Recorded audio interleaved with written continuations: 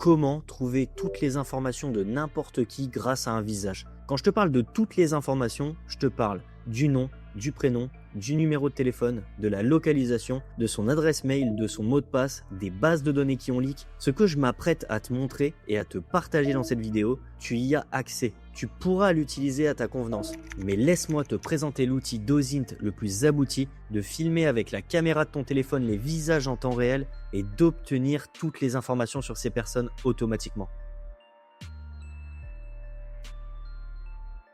Et là, littéralement, le projet, s'il tombe entre de mauvaises mains, eh ben en fait, tu vas te balader dans un centre commercial, tu vas avoir la possibilité de filmer et de scanner les visages de tout le monde en temps réel, arriver sur ton dashboard, et en fait, ça va leak les mots de passe des personnes sur lesquelles ça a déjà été leak, les adresses, les numéros de téléphone. Là, le projet commence vraiment à faire peur.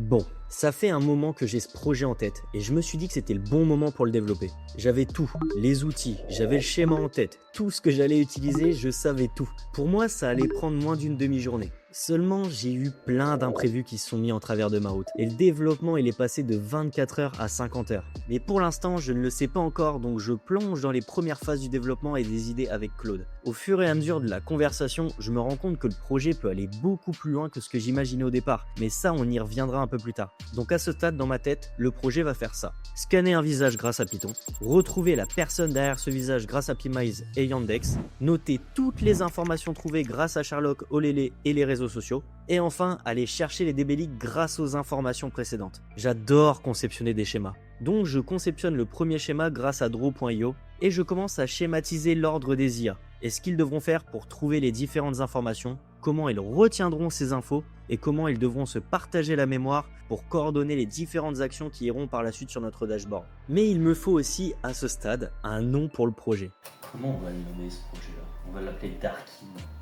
Donc notre nouveau projet, tout au long de la vidéo, je vais le nommer Darkin. Tout est en place désormais, l'idée est là, les outils sont là, il faudra juste à ce moment que je retrouve la plateforme pour voir les passwords qui ont leak. Après, une fois que j'aurai trouvé ça, tout sera fonctionnel. Donc je me connecte sur ma machine Debian et on est parti. Donc on démarre Claude sur le terminal et on commence à concevoir la base de Darkin. Je règle quelques erreurs notamment au niveau du dashboard, mais là je me heurte au plus gros problème qui va me faire perdre quasiment 24 heures et qui m'a empêché de dormir tellement je pensais à ce projet. Je pensais même à ce stade que le projet ne verrait jamais le jour. En fait, mon objectif c'est de faire un projet gratuit, ou du moins quasiment gratuit. Donc Pimize n'était pas vraiment ce que je recherchais au vu du prix qu'il propose. En fait, Pimize référence en scannant le visage les photos où tu es apparu, que ce soit dans des photos de groupe ou dans des photos où tu es solo, en citant les sites où ces photos sont listées. Et à vrai dire, il est tellement précis sur le marché que rien ne lui arrive à la cheville. Du moins presque rien. Mais à ce moment-là, Claude me dit que Yandex est une équivalent au niveau de la recherche du visage qui est le plus proche de ce que fait Pimize. Et en plus de ça, il est gratuit. Je décide donc de l'utiliser. Je me rends compte que Yandex ne me trouve pas. Aucun visage ne correspond. Et je ne sais pas pourquoi. Je suis toujours à la recherche d'un outil similaire à Pimize. Là, je suis tombé sur un outil quand même relativement intéressant, donc qui n'a rien à voir, mais en l'occurrence, c'est un tracker d'Insta. Ça peut en fait rechercher via un username l'intégralité des posts, des stories actuelles, de l'activité, voir si c'est un bot, etc. Et c'est vraiment un tracker, littéralement, du compte Insta qu'on aura trouvé. Donc voilà, bon, je continue ma recherche sur Pimize, mais je trouvais ça intéressant de vous le dire et je pense qu'on va l'intégrer aussi du coup à notre workflow IA. Lors de mon master, je n'avais aucun problème à trouver les réseaux sociaux correspondant à ma tête. Mais là, rien n'y fait, ça fonctionne pas, rien ne fonctionne. Les visages ne sont même pas les miens. Donc à ce moment-là, je dois chercher autre chose. J'ai testé je ne sais plus combien de sites d'arnaque, où même sans avoir les résultats, ils te demandent de payer. Je me creuse la tête à un point où vous n'imaginez même pas.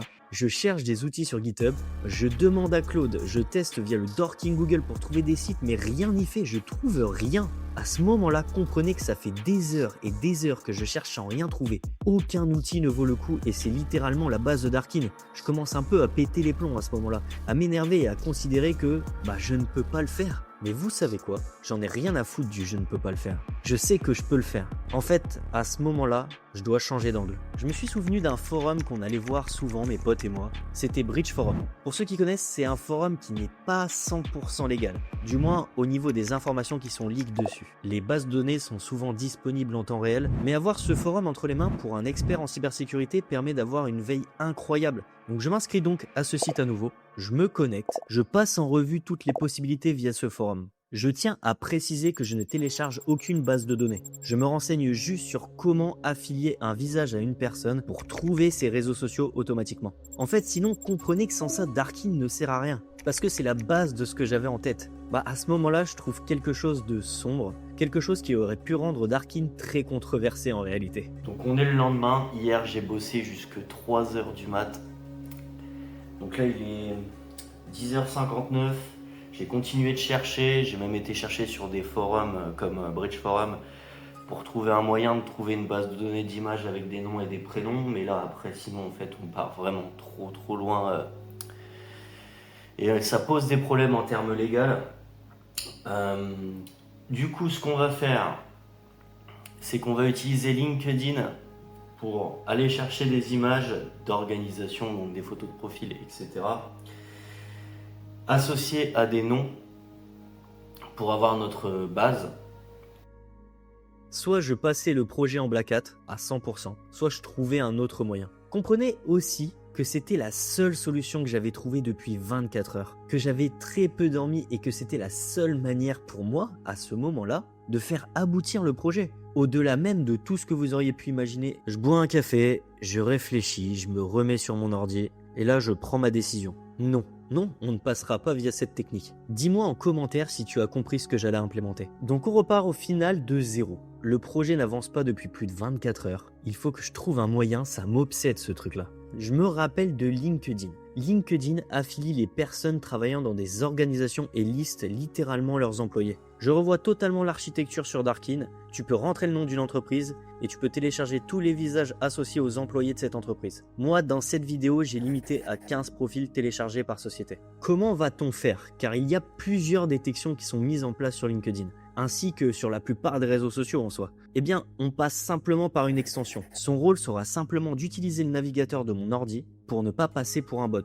Et l'IA va simuler des actions comme si c'était un être humain derrière l'ordi. Une fois tout configuré proprement, ça fonctionne nickel. Les visages associés au nom se téléchargent parfaitement et se mettent dans la DB Comproface. C'est super. J'ai réglé le problème et surtout, c'est adaptable à tous les réseaux sociaux. Groupe Facebook, Insta, vous pouvez littéralement l'adapter au réseau social que vous voulez. Imaginez le soulagement que j'ai ressenti. On a fait le pire. Nous allons enfin pouvoir nous concentrer sur la conception de nos différents agents. Ceux qui vont se charger d'aller chercher les adresses mail, les réseaux sociaux correspondant au nom, en gros la totalité des infos, la localisation des données, la localisation via LinkedIn et aussi toutes les données qui sont leak. À ce stade du projet, j'avance super bien en fait. Et j'avance si vite que je me dis que je l'aurais terminé dans les 48 heures. En 1 heure, j'avais configuré l'IA de recherche des mails, l'IA de recherche des users, l'IA de recherche des réseaux sociaux, l'IA de recherche des DB sur le darknet. En fait, en réalité, si je suis totalement honnête, celui-ci ne fonctionne pas, mais en fait, il ne sert à rien. Donc on va passer outre cette fonctionnalité et on va avancer. Il nous reste donc l'IA de recherche des données leak. Je contacte un pote à moi à ce moment-là parce qu'on avait trouvé à l'époque sur Bridge Forum un outil sur Google qui permettait de lister toutes les données leak. Il s'appelait Cezint. Il était plus dispo. Du moins, il était devenu payant. Donc, retour aux recherches qui va permettre à Darkin de s'élever au rang d'OSINT Challenger. Toutes les plateformes qui font la même chose sont devenues payantes et présentent des données accessibles uniquement sur différents sites. Ces sites, c'est Cezint, Supabase. Du moins, c'est les deux qui sont le plus connus. Mais je trouve que ça correspond pas à la hauteur du projet que je veux donner à Darkin. Donc là, à ce moment-là, 2 possibilités s'offrent à moi. Soit je loue un serveur qui permet de mettre des données leak autorisées et que Darkin va aller chercher et récupérer, soit je trouve un autre outil qui va plus loin que ce que font les outils précédents. J'en trouve un. Mais à partir de ce moment-là de la vidéo, je vais mettre un disclaimer. Cet outil, il est controversé. Il va chercher sur les DB leaks en temps réel sur des forums différents. Parfois, il va même chercher des données qui vont même plus loin que Bridge Forum. Avant de vous énerver en commentaire, tout le monde peut avoir accès à ce site. Il faut absolument que vous ayez connaissance de ces derniers car il existe. Et peu importe ce que je ferai ou ce que je dirai, les données de ce site sont accessibles à tout le monde. Je l'implémente donc à Darkin dans sa version gratuite. On configure aussi une extension qui va permettre de bypass les sécurités du site. En gros, cette vérification s'appelle Cloudflare. C'est une vérification pour savoir si vous êtes vraiment un humain. Mais je connecte donc cette IA via l'extension de mon navigateur pour se faire passer pour un être humain. Et à partir de ce moment-là, c'est bon, on a accès. La dernière petite configuration, c'est de bien segmenter la mémoire des IA pour qu'ils puissent aller chercher les informations dont ils ont besoin. Une fois que tout ça c'est fait, je me rends compte que mes outils fonctionnent au-delà des espérances que j'avais mis pour Darkin. Ils détaillent tout, mais absolument tout. Seulement un détail que j'avais prévu à la base sur mon schéma, mais que je n'avais pas encore mis en place, c'est l'interface de base. Parce que oui, une fois qu'on a crawlé les profils d'une organisation, l'objectif, c'est qu'avec votre téléphone, vous puissiez aller dans un endroit, ça met les profils reconnus dans une liste d'attente, et vous cliquez sur chaque profil de cette liste d'attente, et les différents agents vous donnent les informations sur les personnes reconnues. Donc pour faire ça, on se replonge encore une fois dans le code, et on configure notre Python via OpenCV et via le module Face Recognition. À ce stade, le développement va extrêmement vite. En 30 minutes, j'ai pu le faire. Au début, j'ai fait les tests avec la caméra de mon ordinateur pour vérifier que ça fonctionnait. Ensuite, j'ai ajouté l'endpoint API qui nous permettait d'y accéder avec le téléphone. Et enfin, on n'avait plus qu'à tout connecter. Et c'est bon, Darkin, il était prêt à être utilisé. Pour les plus choqués d'entre vous dans cette vidéo, laissez-moi vous dire que tout ça existe même sans Darkin. Les gens n'en ont rien à faire de la cybersécurité jusqu'à ce qu'ils soient confrontés à leur propre leak. Je ne suis pas quelqu'un de malveillant, absolument pas. Ce sont mes propres informations que j'ai utilisées. Si aujourd'hui, en 72 heures, j'ai pu faire un outil aussi puissant, imaginez sur un mois, sur une année, avec des implémentations supplémentaires. Vous êtes là aussi pour faire vivre ces outils. Utilisez-les, développez-les, avancez avec eux. Moi, je ne m'arrêterai pas là. Je vais continuer à développer d'autres projets. Dans le monde du hacking, on a plein de possibilités. Et l'objectif, c'est qu'à chaque fois que je développe un projet, vous puissiez y apporter votre contribution. Faisons de ces projets les outils les plus avancés en cyber. Moi, je vais m'arrêter là. C'était Julien.